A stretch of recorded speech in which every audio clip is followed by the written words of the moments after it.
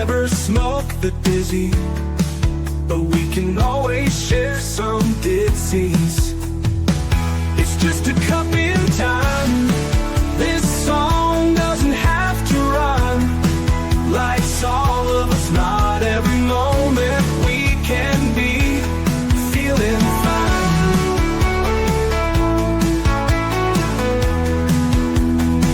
I wanna share a moment, just a second if you will, maybe even a cup of thrill. We could share this performance. It's tea time, come sit with me. Well, welcome guys, Miss Liz in the house, and that's right. Today we have 3 special tea times. We have 3 incredible men that are going to be sharing some tea with us. And today we're starting off with Stephen Ford. So you guys know how Miss Liz works. You get over to Miss Liz's platform, Spotify, TikTok, Instagram, Facebook, LinkedIn, all those good platforms, and get over to the podcast apps and give those a like and follow and subscribe, and you can get all of these incredible shows out there. Today we're talking with Stephen Ford, and we're sharing his tea, and his tea is taking everything apart. So let's jump into the disclaimer, and then we're going to get a good intro in here, and we're going to get Stephen in here, and we're going to spill some tea together. So disclaimer for Miss Liz's Tea Time live show. Miss Liz is going live using StreamYard. Before leaving a comment, please grant StreamYard permission to see your name at StreamYard.com. Please be advised that the content brought forward for any Tea Time show hosted by Miss Liz is always brought forward in good faith. However, may bring forth dialogue and opinions that are not representative of my platform. The facts and information are perceived to be accurate at the given time of airing. All Tea Time guests and audience participants are responsible for using their good judgment in taking any action that may relate to these discussions. The content brought forward may include discussions for some where they may be emotionally at risk. It is significant to know that this show is engaging in discussion forums only to offer and inspire awareness and connection, and is not providing therapeutical advice. If you have any questions about this disclaimer or the panelist discussion, you may freely contact me, Miss Liz, through my email at Booking Miss Liz, or check out my link tree. Moving forward, should you choose to voluntarily participate in this show in any aspect, I, Miss Liz, welcomes you. And should you decide that this show is not made for you at this time, I respect your wishes and choice and welcome you back whenever you are ready at a later time and date. I want to give you a little bit on Stephen.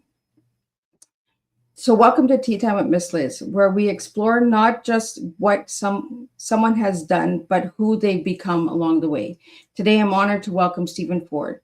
Stephen spent 4 decades in information technology, working across industries, across continents, and even during the early stages of AI artificial intelligence development, from nuclear power stations to the security systems of the 2012 London Olympics. His career was rooted in precision, structure, and complex systems.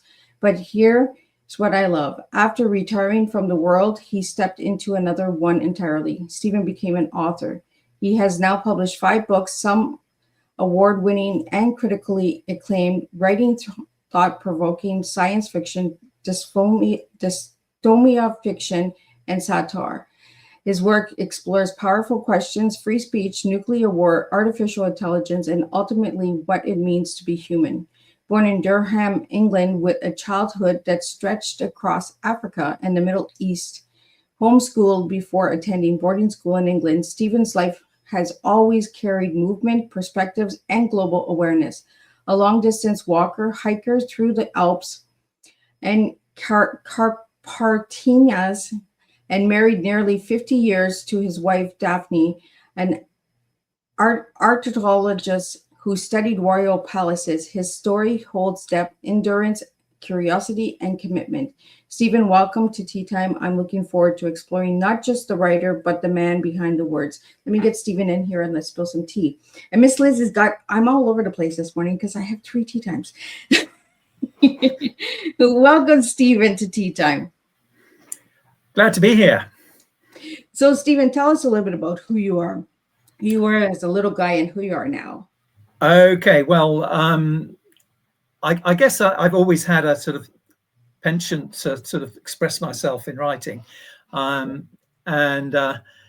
although I went away from sort of that kind of thing by going into a technical field in IT for all those years, I always knew I had something, because people used to giggle when they read my technical reports. So I always tried to make the sort of technical stuff interesting. And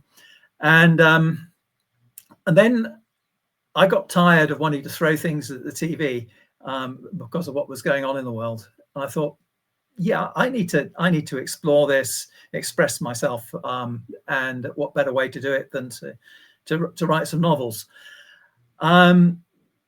It's easy to say everyone's got a book in them, and that yeah, I kind of felt that, but actually there's more to it than being able to just sort of string words together in a way that's engaging or amusing. There's a craft to writing novels, and I had to learn that craft. And I'm not afraid to say that my first couple of attempts are not very good, but I like to think that I learned the trade, and I'm now reasonably good at it. And I now have 5 published. So that's where I am. I think the first book that we were going to talk about was sort of one of my later ones, my most recent one, which is a good place to start, I think, because it's perhaps topical reflection of today's politics globally, not just in our own particular countries. And it's one I've called "No Free Speech for Hate." And what I'm exploring there is why did people vote for, say, Donald Trump, or in other countries? It's not only in America. We're seeing populist leaders of the same type who are rising in popularity in all over Europe, and indeed Brazil, Philippines. You know, wherever you want to look, there are these populist leaders. There has to be something that pushes people in that direction. And what my No Free Speech for Hate book is about is actually putting up a mirror to the liberals as to why people dislike them. Because I think that liberals generally don't understand this. They don't understand why people, you know, we're right. You know, we're what we're saying is we're the goodies. Why are people rejecting it? They must be ignorant. They don't know what they're doing. And I'm trying to sort of put a mirror up to say, well, look, actually, you're not particularly attractive. This is why you're unattractive. So what my book explores is it's a university set in a university in the UK, and it's exploring, if you like, what you might want to call the woke culture. But what I'm highlighting is that this is like a religion. It has its own creed, which you deviate from at your peril. If you're in that field, if you're in the liberal establishment in something like the news media, or universities, or academia, anything where kind of left of center, if you like, if you deviate from the creed in any significant way, you're hounded, you are thrown out, you're a heretic, practically burned at the stake. And we're seeing this with people who are radical feminists who don't go along with the modern idea about genders. These people are now ostracized. They can't. They lose their jobs. They can't publish. They lose their livelihoods completely. They're ostracized by their former colleagues, former friends, just because they deviate from a very rigid set of beliefs. So I'm exploring this in No Free Speech for Hate, which is set in a fictional university in Britain. And it's a kind of enclosed community where it has its own culture, and it leaves out everybody who doesn't have a college degree, or they're a kind of I suppose, an underclass, because one thing that's happened in recent years is that we've seen everything practically become a graduate profession. If you don't go to college and get a degree, you're nobody. You have to do dead-end jobs, have no influence at all. You're dismissed as being ignorant. And I think if you're in that, if you like, excluded class, then it's not surprising you're resentful, and you resort to voting for populists who want to throw all that aside. So that's what the book is exploring, and I'm basing it on sort of real characters, real things that have happened, primarily in the UK, because that's where I'm from. I'm from England, so I'm sort of setting it in English environment. But I think the things I'm writing about would be equally applicable, certainly equally applicable in the United States, and in probably many other European countries as well. So, Stephen, what got you into writing these books? I think it's the frustration of seeing these events unfolding in front of us, and I want to do something about it. I want to write about it. This latest book, the No Free Speech for Hate, is probably my most overtly political. They're not a series, these books. Each one, I'm exploring a different topic, a different idea in each book. So some of my other books about other things. For example, Destiny of a Free Spirit, which is my first one, is a futuristic book after a nuclear war set in the far future. But here I'm exploring what it is to be human. Although it covers things like what does the world look like in this post-nuclear war environment? What's the new the new ethos, the new regime that exists? And there's something called the Commission that controls everything in this new environment, which is not clear what exactly it is. But let's just say it's not human. So I'm exploring, you might guess, artificial intelligence. But sorry. So, Stephen, is that why there's a split in the book? Yeah, the splits in these the cover there is between the two realms that have been set up by the Commission. So one I've called Economica, which is like the modern world, but even more bells and whistles than we have today. Everything with robots, everything automated. Everybody's every need taken care of by in this new environment, or technological environment. And the other one is ecologia, because what the Commission has done is it's set up large tracts of the world to be nature reserves, to try and re-establish the environment. So the trend is ecologia grows, the more and more of the world becomes wild, and economica gradually shrinks. So that's the concept. The people are still fed and everything because food production is automated in chemical vats, if you like. It's synthetic food that is mass produced. It doesn't require large tracts of farmland that we have today. Apart from which, of course, there's been a nuclear war, and a lot of the farmland has been polluted by nuclear fallout.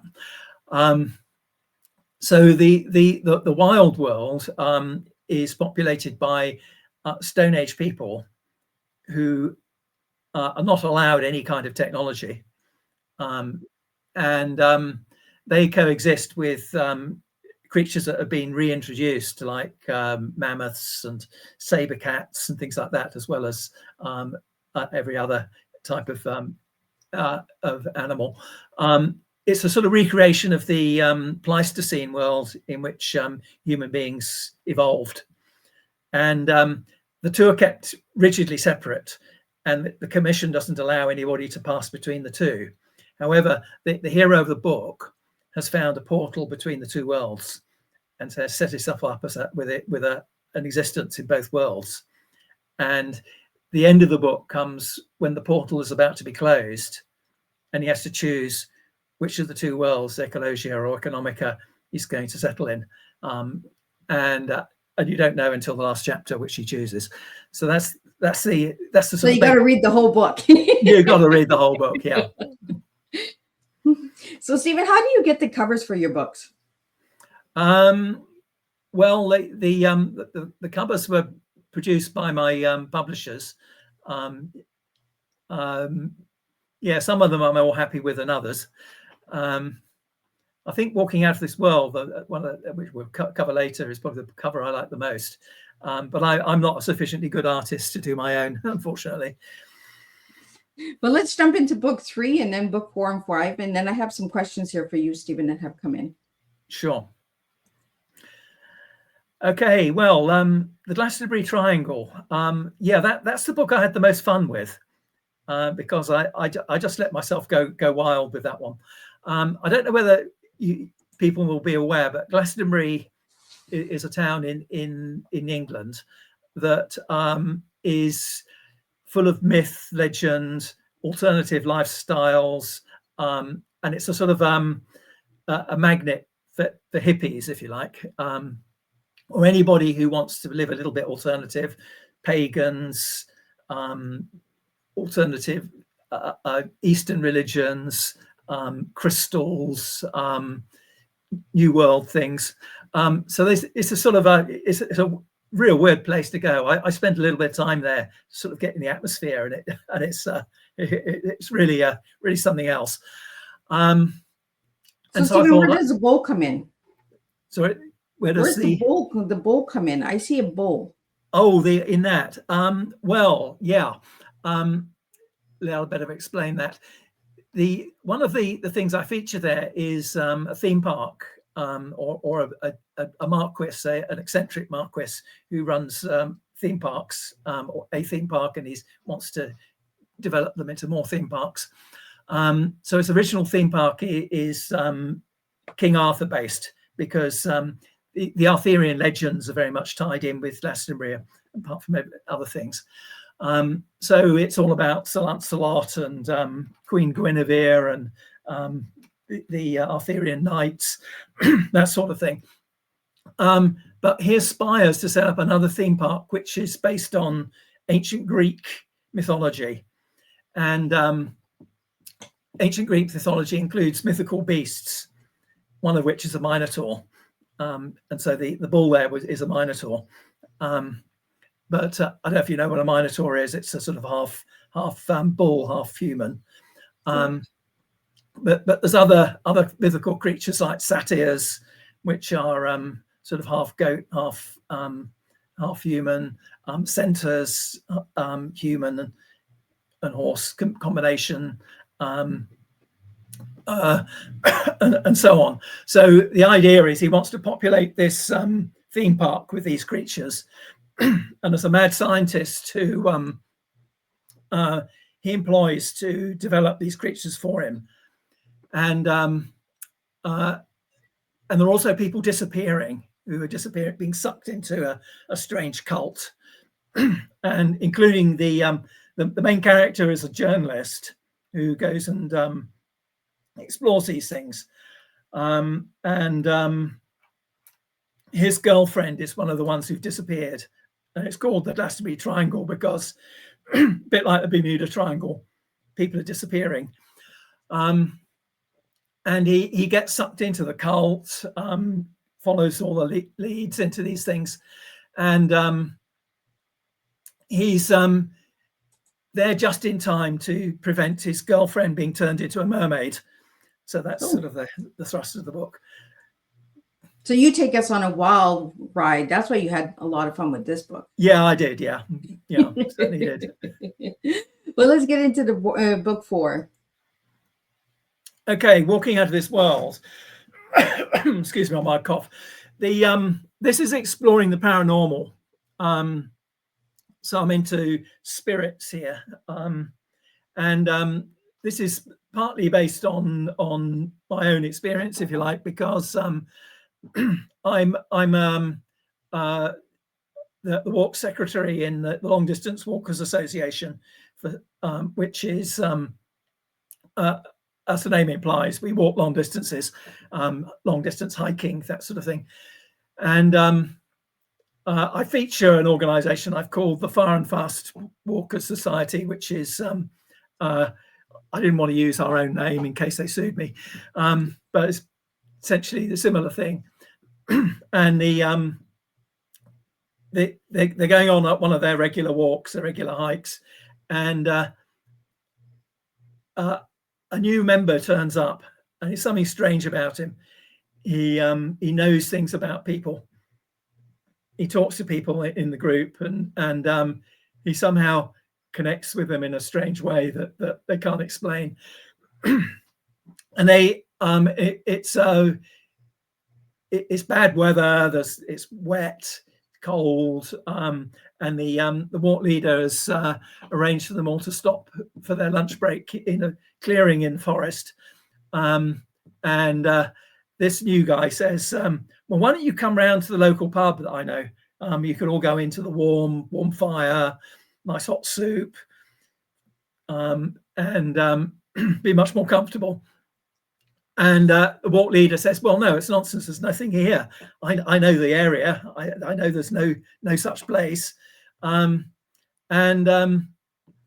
But this guy persuades them that there is, and he knows one, and he takes them to this place. But it's a place not on any map. It's a nostalgic place where they meet people from their past.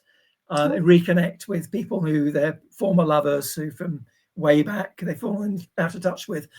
And it sort of sucks them into a might have been, what could have been if things had taken a different path in their youth.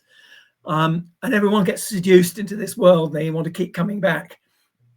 But later on in the book, another character appears, and I've called her Lucifix. And as you might imagine, it's the devil in female form. And I've chosen to make her female because I think the female are more inventive about the evil they do. It's more subtle than the male badness would be. I think the male badness would be, more rough and tough. But she's much more subtle and can play with people's psychology. And she draws people into a completely different place where all their regrets and fears are explored. Stephen, do you want to grab some water? Yeah, if I had, I got some over here. Yeah, yeah, good plan. Yes. Yeah. I hope that might be better. Have a go.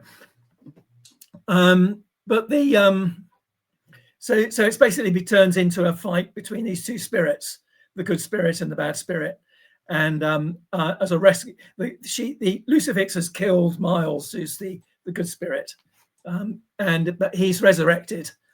And after he's resurrected, he redeems people. So it's sort of a religious overtone there about good and evil, a few Christian sort of ideas woven into it, and eventually the people are rescued from the bad place, and that sort of comes to a head in the book. So that's what that book's about. Well, let's get into the last one, and then we'll get into some questions that came in.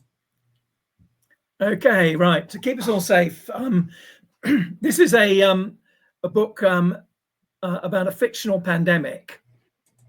So it's kind of loosely based on the COVID pandemic, but it's a different disease I've called chemapox. But I'm exploring all the cultural aspects of what came in the lockdowns, the sort of everyone getting all paranoid about being infected, and enforcing it, all the precautions against the disease, the backlash, the anti-vax people. So it's a sort of a story, but where a guy has been expelled from Vietnam. He'd been abroad a long time, and they expelled him back to England, where he has to stay with his uncle and auntie,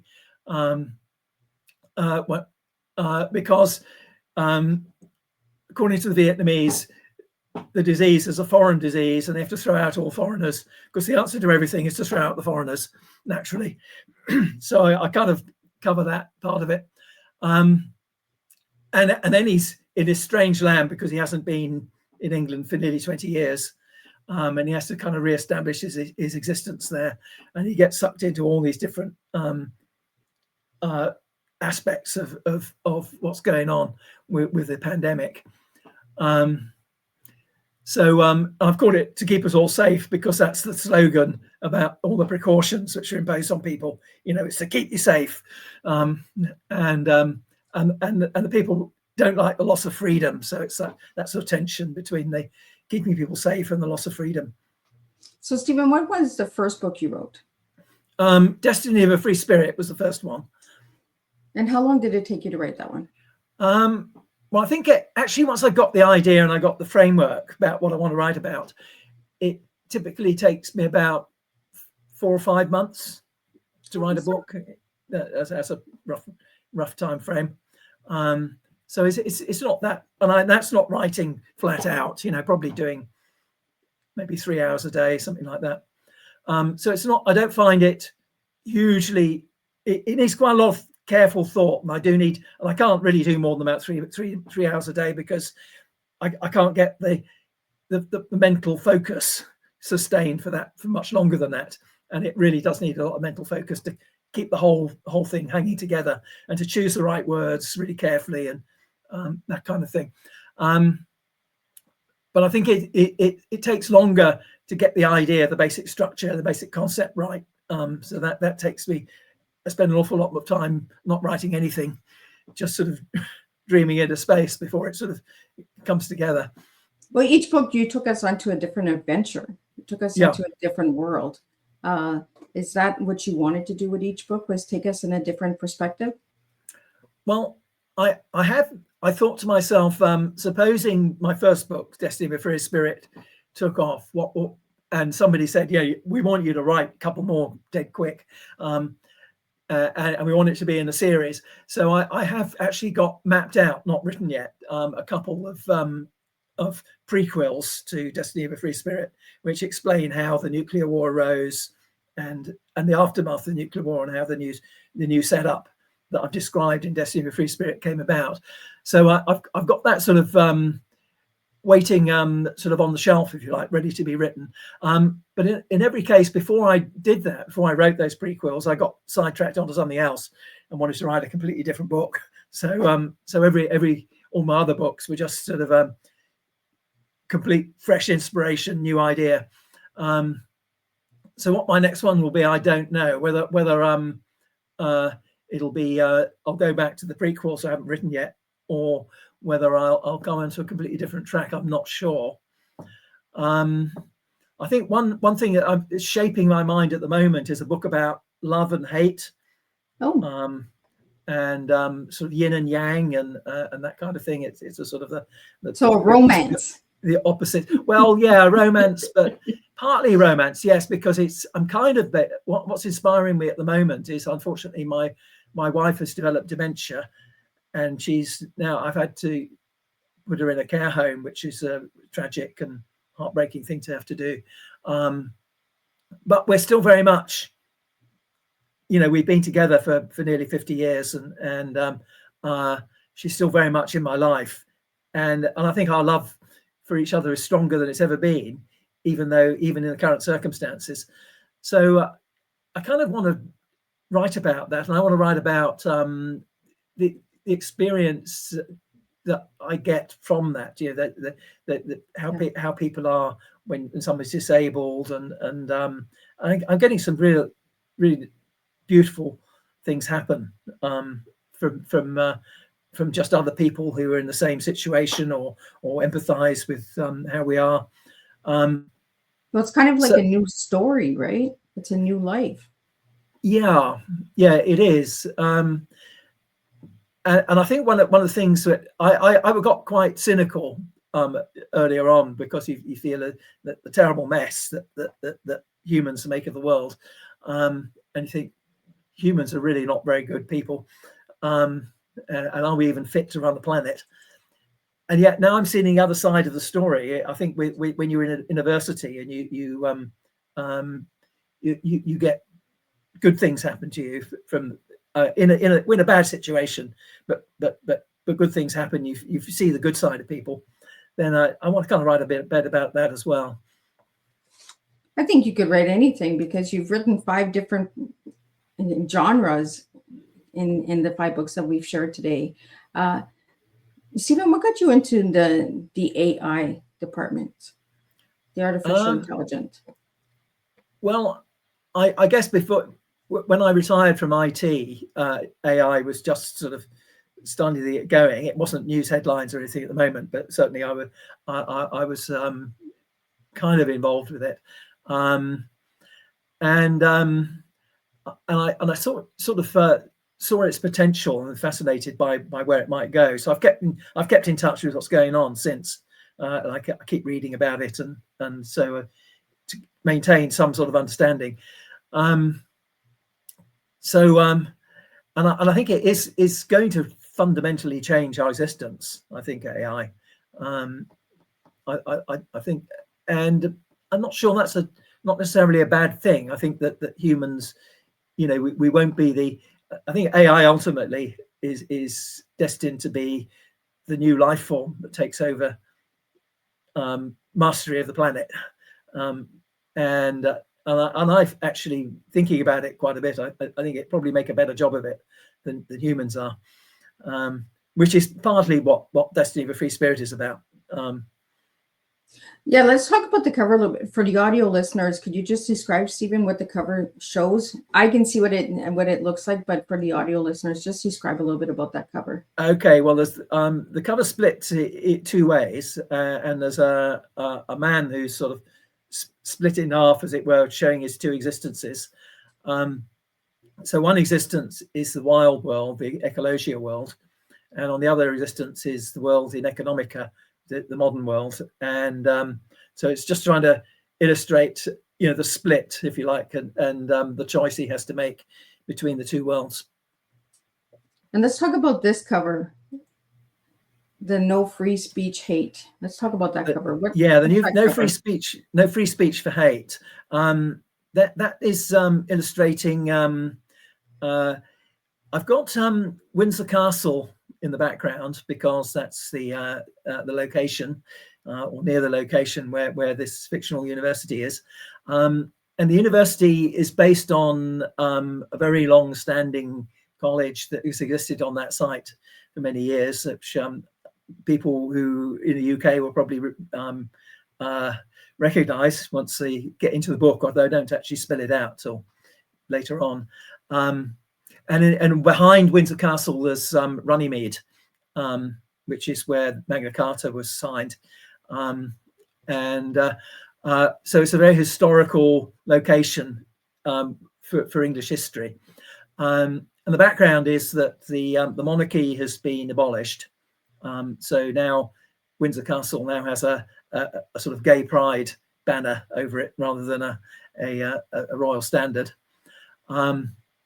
The university is a mix of very modern buildings and the ancient medieval buildings that were there before blended together.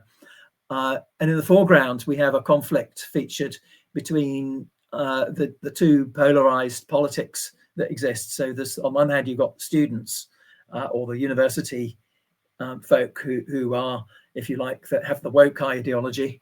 On the other side, we have the populist traditionalist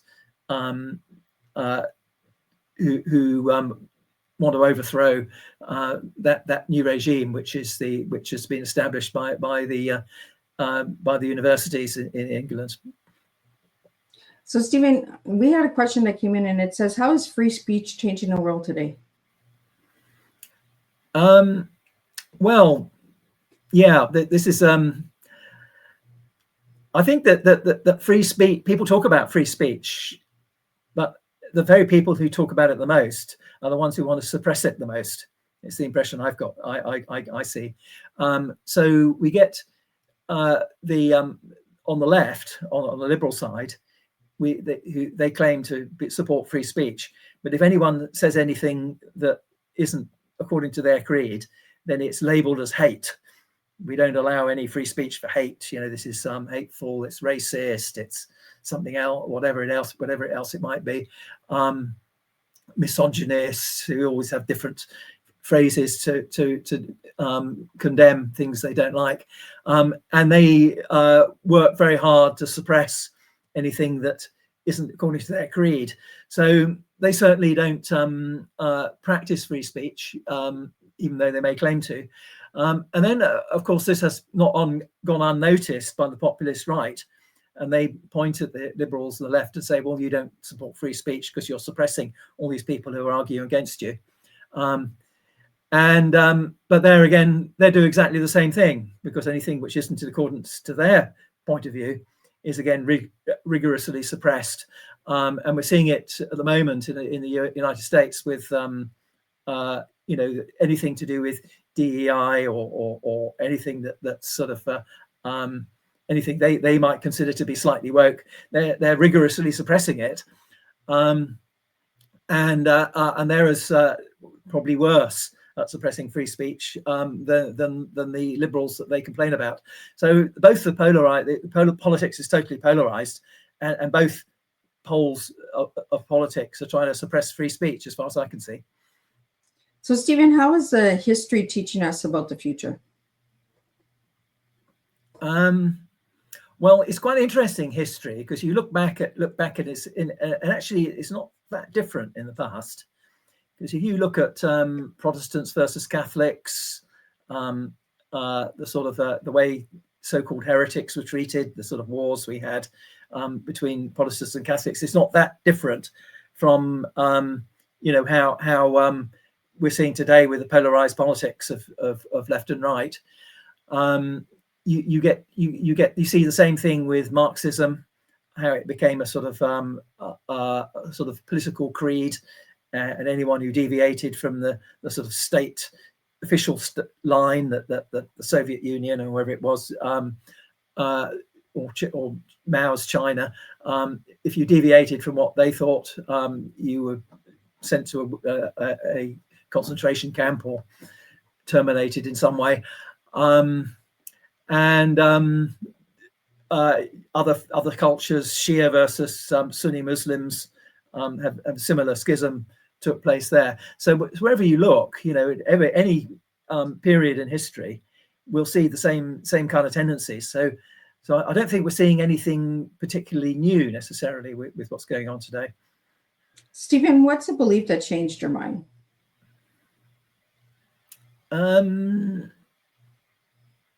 Okay, I think I used to believe in my youth, way back, that there was that somewhere over the rainbow there was an ideal way of running the world, and we only had to sort of figure out what that was, and then aim towards it and bring the world to a better place. And I think having seen what that kind of idealistic concept brings about, basically intolerance of anyone who deviates or doesn't think the same as you do, I have definitely changed my mind about that, and I think that we actually need a balance, and we need discussion. We do need free speech, and essentially we need to be able to talk across the aisle. We need to be able to talk to people who believe differently to us in a civilized and friendly way, not just throw insults at them. Stephen, what's humanity's greatest flaw?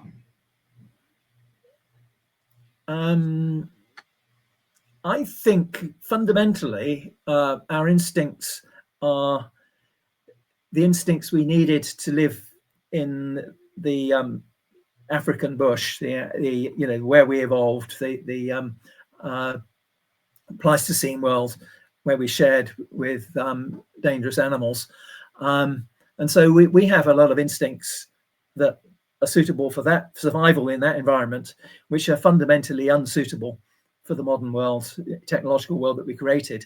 So we're not a species that's evolved to live harmoniously in the world that we currently live in.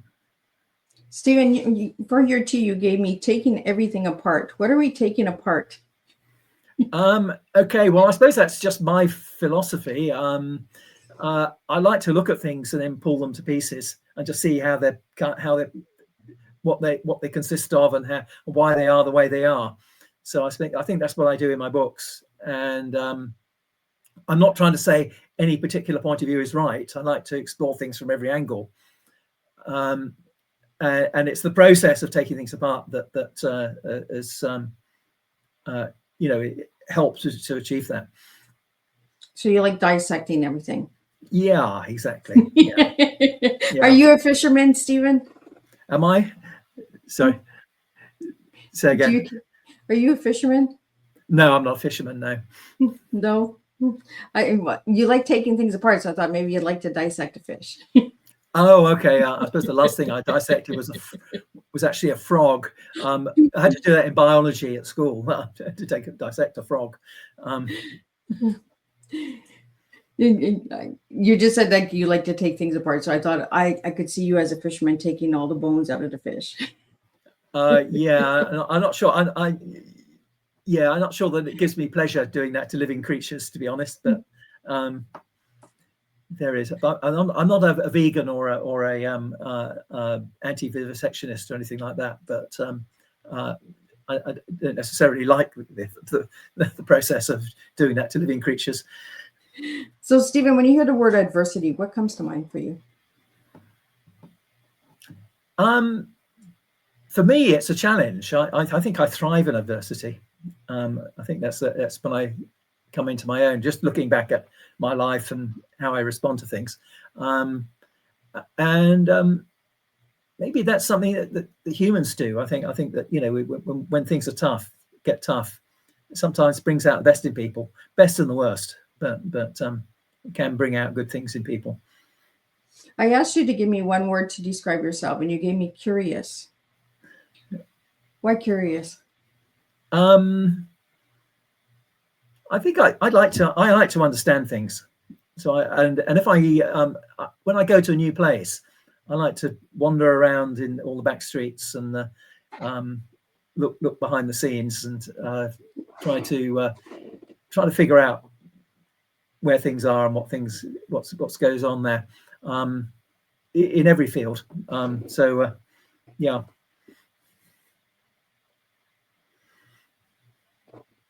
You lost something.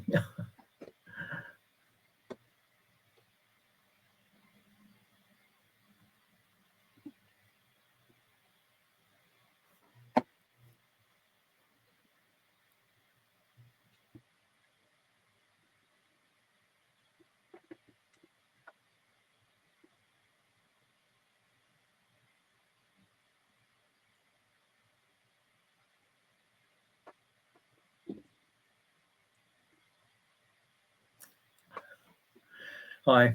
There we go. Liz looks like she's having computer problems. Stephen, can you hear me? I can hear you. You can hear me? I can. Okay, Stephen, keep talking. I'm just going to check. I've lost sound on my end. Oh, okay. Right. Okay. Yeah. So, while Liz looks around, I guess looking at my life right now, I was talking earlier about some of the good things that happened to me with with my wife and her dementia and her physical problems, and I was taking her out of the care home into the village where she now resides, to around near a church which is nearby, and it was a bright frosty day, so a little bit cold, but bright sunshine and beautiful day with crocuses out under the trees, and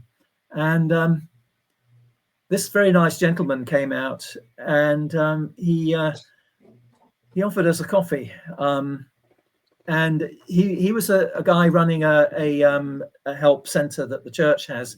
It runs from their church hall, and it happened to be open that day. and it's there to provide people with poor people with food parcels, give help to anybody who needs help. And I guess he thought we were sitting out, Daphne in her wheelchair and me sat on the bench there, that maybe we were somebody he could reach out to. So he said, would we like a coffee? And I said, that'd be lovely. He came along, gave us a nice hot coffee, and we were sitting there enjoying the coffee that this kind gentleman had brought us. And then we were just holding hands and enjoying life together, the two of us. And then this other gentleman came past and he said, your love shines through. I can just see it. You've inspired me to write a poem. And I thought, there are good people in this world. You know, there's the guy who came out, who runs this centre for the people, for poorer people in the community. He reached out to us, maybe slightly disadvantaged, with Daphne in a wheelchair, and we still love each other despite the way things have turned out, and so I guess we look like a loving couple together, and then we inspired this other gentleman who just wanted to write poetry about us, and I just thought, there are good people in this world. There are people with heart in the world, and even just, you know, going from that's Daphne's care home, crossing the road. If we got a wheelchair, people just stop. The traffic just stops and lets us cross. People see that and they respond. And people in the shops, you know, we just go past the shops and pass the time of day. There are some. It's when you're in that situation you realise that there are good people out there, and that's something I think at some point I'd like to write about. I'd like to write about the good things people do.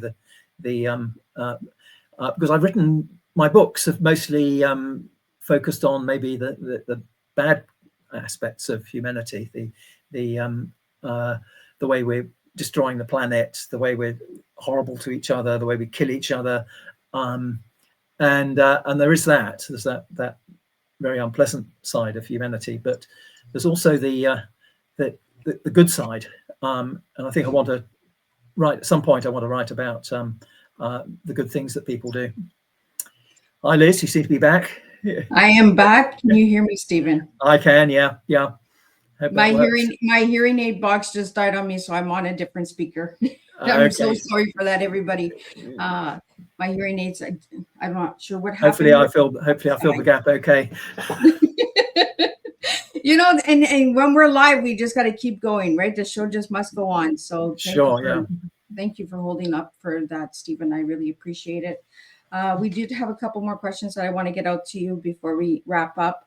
Do you believe that technology is more likely to save humanity or control it? I think both, actually, because I think it as I see it, I've thought about it quite a lot, and I think that artificial intelligence probably will take over as the controlling force, but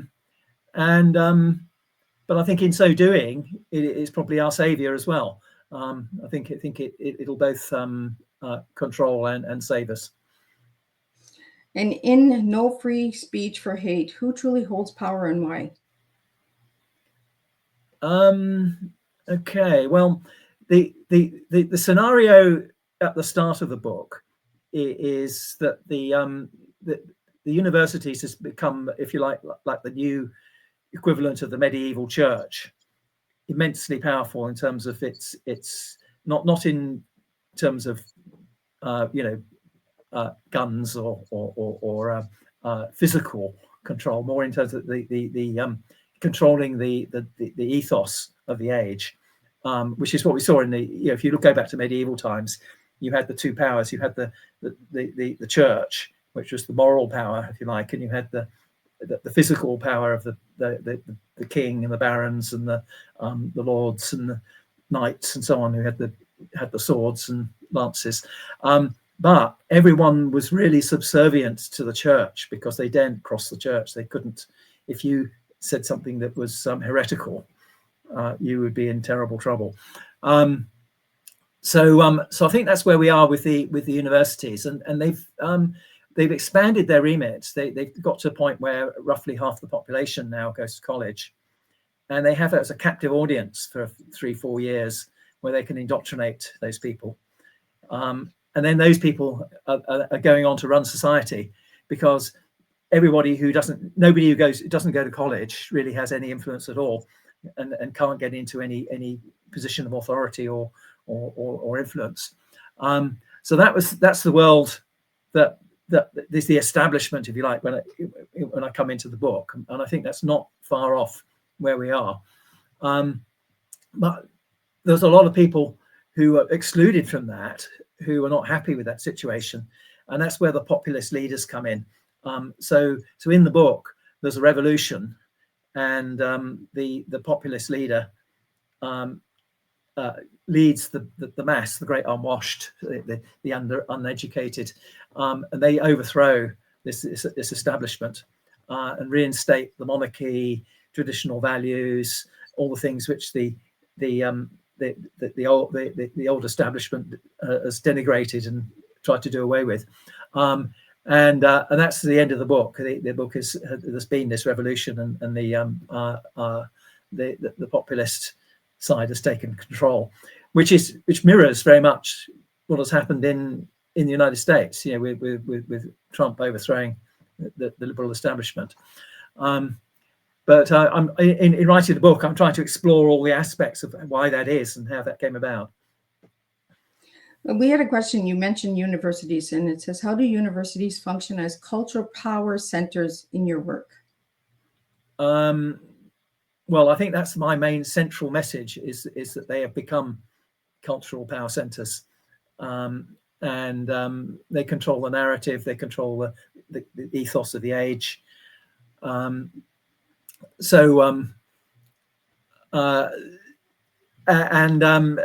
There are consequences of that, and that's what I'm exploring. Another question that came in is, how did your IT background shape your understanding of AI dangers and promises? Well, I spent 40 years sort of designing, developing large, complex systems. So I understand such systems, and I also understand the potential of AI, and how once those systems develop intelligence of their own, rather than just relying on the intelligence of the programmers and designers, how powerful that can be. Stephen, why are well-meaning systems often the most dangerous? I think they have a certitude that they're right, and therefore are intolerant of any alternative point of view. And I think that intolerance is totalitarian, and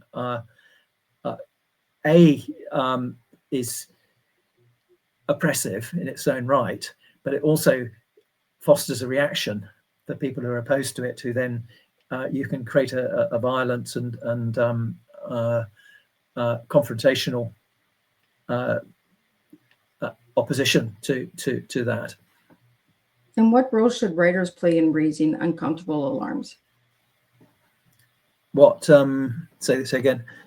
What role should writers play in raising uncomfortable alarms? Okay, writers. Yeah, I think we have it's very. I think writers have a very important role here, because and I think I think a lot of writers probably get it wrong because they write polemics. They take one point of view. They assume that point of view is 100% right. They know everything.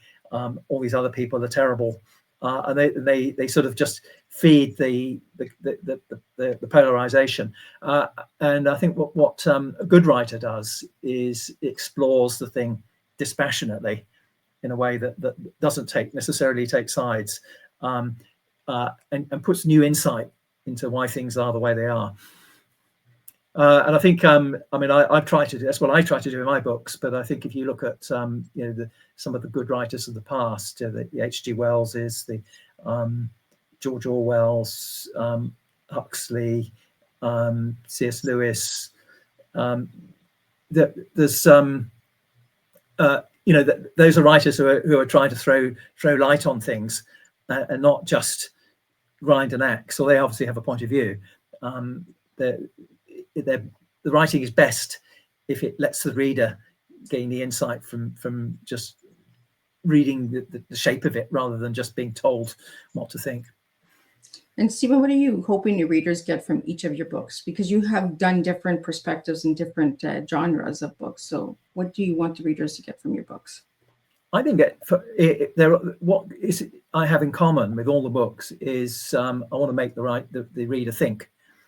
So I'm trying to, whatever perspective they come into reading the book from any political attitude or belief, I want them to go away with a better understanding of the overall picture, rather than just what they could come in with, and an understanding that there's more to it than whatever they came into it with, which is probably a relatively narrow point of view. And Stephen, do you have any upcoming events that you'd like to bring up, or any upcoming shows that you'd like to mention? No, not especially at the moment. As I said, I'm sort of in a thinking mode as to where I go with my next books, and I'm obviously, my personal situation with my wife's situation is taking up a lot of my attention at the moment. So no great initiatives, but it will come. I promise you. I've got more books in me yet. And what final message do you have for everybody today? I think remember that you're not necessarily right about everything. It doesn't matter who you are, what your point of view is. There's other points of view out there that have validity, and keep an open mind. Be prepared to discuss. Be nice to people, even if you don't agree with them. I think we need clean debate again. Exactly. Yeah, absolutely. Yeah. We can care to disagree, but we can still like each other. Exactly. That's exactly right. Well, Stephen, I want to thank you for joining me on Tea Time and for sharing your books and that with my audience. I want to thank my listeners for listening to Stephen while Miss Liz had some little technical issues, and that, when we're going live, anything can happen, but the show must still go on. So Stephen, thank you for that. I'm just going to do a wrap up of what today's Tea Time was, and we're going to wrap it up, and we'll be back at 3 and at 7 again with 2 more Tea Times. Stephen, thank you for sharing your journey with us. What stands out to me is this: reinvention has no age limit. After 40 years in one career, you chose to ask bigger questions. You choose to create. You choose to explore what it means to be human in a world incredibly shaped by machines. To everyone listening today, reflect on this. What chapter of your life are you afraid to begin? Are you allowing your past career to define your future identity? What questions about humanity matters deeply enough for you to speak on? Stephen's journey reminds us that evolution is intentional, that curiosity keeps us alive, and that sometimes the most powerful work begins after we think our main career is over. Until next time, stay curious, stay courageous, and never stop asking what it means to be fully human. And I'll see everybody same time, same place, and we'll do this all over again. And this afternoon, we have Dr. Peter Cotton joining us. And tonight, we have Luke Mickelson coming in. So incredible tea time. So keep sharing, keep being true to yourself. And Stephen, thank you again for joining me on Tea Time. But before we wrap up, Stephen, we have 30 seconds left. I'm just going to get you to spell out your website for all the listeners so they can check out your website. Okay. Sorry, do you want me to share it or something? I've got it on my screen, but not sure how I share that. There we go. I got it. Okay. That's it. Yeah. stephenford.co.uk. That's it. Well, thank you guys. And so it's stephenfor.co.uk/BOOKS/. And you can find all of Stephen's books there. And I want to thank you again, Stephen, for joining me and this incredible tea time. And we'll see everybody same time, same place, and we'll do this all over again. Okay, bye. Great to be on the show.